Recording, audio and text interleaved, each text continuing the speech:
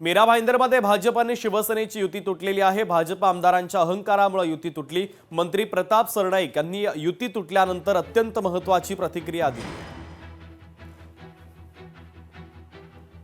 कधी कधी आत्मविश्वास जो जास्त असतो तो त्यांना कल्पना आहे की 2019ला सर्वसामान्य जनतेने त्यांना धडा शिकवला होता, परंतु तरी सुद्धा आता त्यांना त्या पद्धत जाणीव नसल्या कारणाने एक अहमपणा, घमेंडी वृत्ती अशी जी त्यांची आहे, त्यामुळे त्यांनी मला एकही फोन न करता महायुतीच्या बाबतीत काही निर्णय दिला नाही।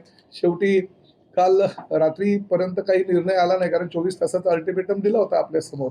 त्यामुळे आम्ही आमच्या सर्व 81 जे आमचे उमेदवार आहेत त्या 81 उमेदवारांना एबी फॉर्म दिले। नागपूरमध्ये शिवसेनेनं चक्क स्मशान घाटावर एबी फॉर्म दिला। उमेदवाराला स्मशान घाटावर जात एबी फॉर्म दिल्यानं आता चर्चा रंगली आहे। नागपूरमध्ये प्रभाग क्रमांक 5 मध्ये शिवसेनेच्या वतीने योगेश गोन्नाडे यांना उमेदवारी देण्यात आली। सोमवारी योगेश गोन्नाडे यांच्या आईचं निधन झालं। आज नागपुरातील स्मशानभूमीत त्यांच्यावर अंत्यसंस्कार पार पडले। दरम्यान उमेदवारी अर्ज दाखल करण्याची अंतिम मुदत आज दुपारी 3 वाजेपर्यंत होती। त्यामुळे शिवसेनेच्या स्थानिक नेत्यांनी थेट स्मशान घाट गाठत योगेश गोन्नाडे आणि कृतिका गोन्नाडे यांना एबी फॉर्म सुपूर्द केला।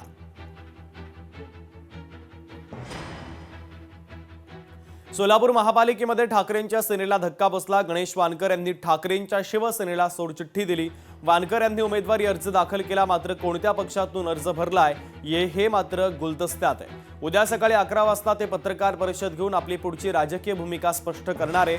गणेश वानकर यांच्यासह त्यांचे बंधू दत्तात्रय वानकर, विठ्ठल वानकर यांनीही पदाचा राजीनामा दिला। त्यामुळे आता वानकर बंधू राजकीय कोणती भूमिका घेतात उद्या सकाळी 11 वाजता स्पष्ट होणार आहे। लोकशाही मराठी ऐका, पहा, जागरूक रहा।